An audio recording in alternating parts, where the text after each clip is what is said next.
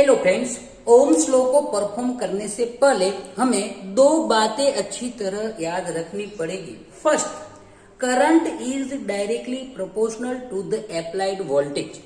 यह principle prove करने के लिए हम सर्किट के रेजिस्टेंस को स्थिर यानी कि कांस्टेंट रखेंगे और वोल्टेज को वेरी करके देखेंगे कि वोल्टेज बढ़ाने घटाने से सर्किट के करंट पर क्या असर होती है। जैसे कि हमने आपको बताया कि हम सर्किट के रेजिस्टेंस को कांस्टेंट रखेंगे, इसलिए हमने यहाँ पे 14 ओम्स का एक रेजिस्टेंस लिया है। अब इस प्रैक्टिकल को परफॉर्म करने के लिए हमने एक डीसी सप्लाई सोर्स से डीसी वोल्टेज लेके एम्पियर मीटर के सीरीज में से होके पॉजिटिव टर्मिनल रियोस्टेट को दे दिया है। रियोस्टेट में से दूसरा सिरा निकाल के बैटरी या तो वोल्टेज सोर्स के नेगेटिव टर्मिनल के साथ दे दिया है।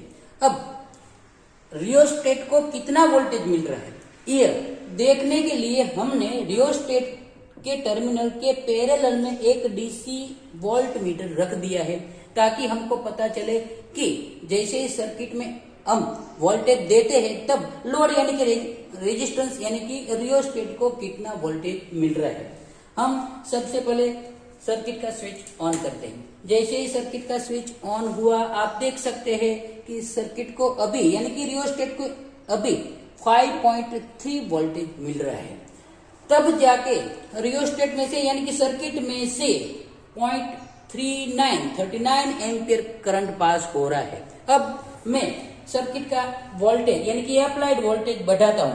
जैसे आप देख रहे हैं कि अभी मैंने सर्किट को 17 वोल्टेज दे दिया है, तब जाके सर्किट में से 1.27 एम्पियर करंट पास हो रहा है। जैसे जैसे हम सर्किट का वोल्टेज बढ़ाते जाएंगे वैसे वैसे ही करंट बढ़ता जाएगा। तब जाके हमको पता चलेगा कि ओम्स के लॉ के अनुसार current is directly proportional to the voltage. जैसे कि हमने अभी सर्किट में रियोस्टेट को 34.3 वोल्टेज दे दिया है, तब रियोस्टेट में से 2.56 करीबन वोल्टेज पास हो रहा है। जैसे सर्किट का वोल्टेज बढ़ाते हैं, अभी सर्किट में हमने 54.5 वोल्टेज दे दिया है।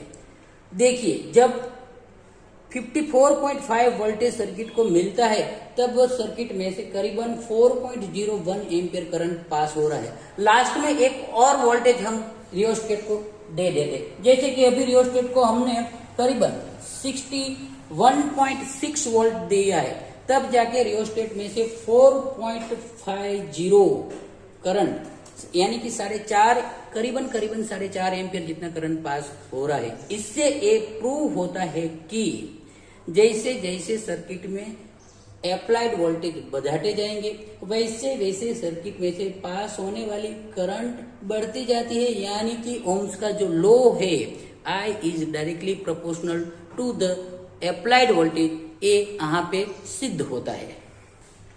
अब देखिए, एक तो सर्किट में हमने वोल्टेज ग्रेजुअली बढ़ाया, लेकिन जब सर्किट का वोल्टेज कम करते हैं तब क्या होता है देख लीजिए। जैसे ही मैंने सर्किट का वोल्टेज कम करने की कोशिश की, तब जाके सर्किट का करंट में क्या इफेक्ट होता है देख लीजिए।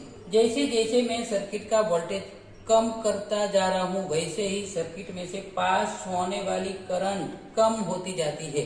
देखिए, अभी सर्किट में से 28.9 वोल्टेज सर्किट को मिल रहा है, तब जाके सर्किट का करंट बिल्कुल कम हो गया यानी कि 2.14 हो गया। जैसे जैसे सर्किट में का वोल्टेज कम करते जाएंगे सर्किट का जो करंट है वो कम होते जाएंगे। ओम्स लॉ को परफॉर्म करने से पहले हमें दूसरी बात भी याद रखनी पड़ेगी, यानी कि current is inversely proportional to the resistance of the circuit. ये प्रिंसिपल प्रूव करने के लिए हम सर्किट को दिए जाने वाले वोल्टेज को स्थिर यानी कि कांस्टेंट रखेंगे और रेजिस्टेंस को चेंज करते जाएंगे। यहाँ पर हम step by step higher value के रेजिस्टेंस को सर्किट में जोड़ते जाएंगे और देखेंगे कि सर्किट का रेजिस्टेंस बढ़ाने पर करंट के मान पर क्या इफेक्ट पड़ती है। ये प्रैक्टिकल करने के लिए हमने अलग अलग रेटिंग के फाइव रियोस्टेट लिए है। रियोस्टेट जो पहला है उसका जो रेटिंग है 5 ओम से, दूसरा है उसका 10 ओम है, तीसरा जो रेजिस्टेंस है उसका 14 ओम रेजिस्टेंस है, चौथा रेजिस्टेंस है उसका 20 ओम है और जो पांचवा रेजिस्टेंस है उसका रेजिस्टेंस 25 ओम है। अब हम एक एक करके सब रेजिस्टेंस को बारी बारी वोल्टेज देंगे, लेकिन वोल्टेज का जो मान है वो सब रेजिस्टेंस के लिए कांस्टेंट रखेंगे। सबसे पहले हम ये जो 5 ओम्स का जो रेजिस्टेंस है उसको कुछ निश्चित वोल्टेज देंगे, यानी कि करीबन 10 वोल्ट जितना डीसी सप्लाई देंगे। अब मैं सर्किट का स्विच ऑन करता हूं।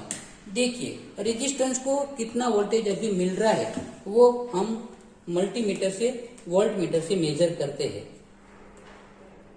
अभी करीबन रियोस्टेट को 10.9 जितना वोल्टेज मिल रहा है। तब सर्किट में से करीबन 1.12 एम्पियर जितना करंट पास हो रहा है। अब मैं यह रेजिस्टेंस को सर्किट में से हटा देता हूं और 5 ओम की जगह पे 10 ओम का जो रेजिस्टेंस है उसको सर्किट में जोड़ देता हूं।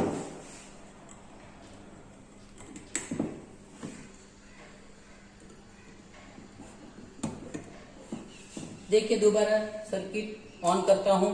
जैसे ही मैंने 10 ओम का रेजिस्टेंस सर्किट में जोड़ा तब जाके सर्किट का करंट 1.06 एम्पियर यानी कुछ कम हो गया। तो अब आगे मैं यही रेजिस्टेंस को भी चेंज करता हूं। 10 ओम की जगह पे अब सर्किट में 14 ओम का जो रेजिस्टेंस है उसको जोड़ देता हूं।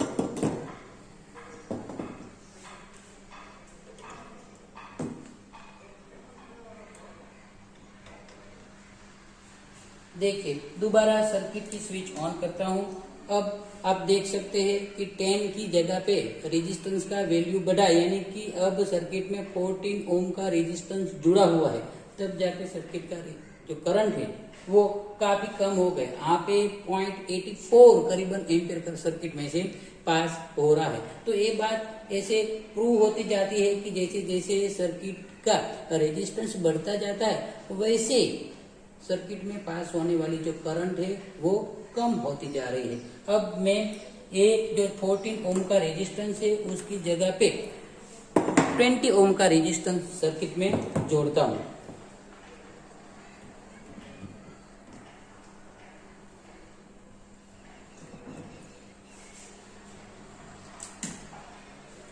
देखिए अब 14 की जगह पे 20 ओम का रेजिस्टेंस सर्किट में जुड़ा हुआ है। तब जाके सर्किट का जो करंट है वो काफी कम हो गया। यहाँ पर दिखाता है कि सर्किट में से अभी 0.63 एम्पियर जितना करंट सर्किट में से पास हो रहा है। अभी भी हम ये जो 20 ओम का रेजिस्टेंस है उसकी जगह पे इससे भी हायर वैल्यू का रेजिस्टेंस सर्किट में जोड़ देते हैं। तब जाके देखते हैं कि सर्किट का जो करंट है इस पे क्या इफेक्ट होती है। देखिए यहाँ पे हमने करीबन 25 ओम 25 ओम का रेजिस्टेंस जोड़ दिया है। तब जाके आप देख सकते हैं कि सर्किट में से करीबन 0.47 एम्पियर करंट पास हो रहा है। तो इस प्रैक्टिकल से हमको पता चलता है कि जैसे जैसे सर्किट में रेजिस्टेंस की वैल्यू बढ़ाते जाएंगे वैसे वैसे सर्किट में से पास होने वाली करंट है वो कम होती जा रही है। और इस प्रैक्टिकल के जरिए हम प्रूव कर सकते हैं कि सर्किट में current is inversely proportional to the resistance of the circuit.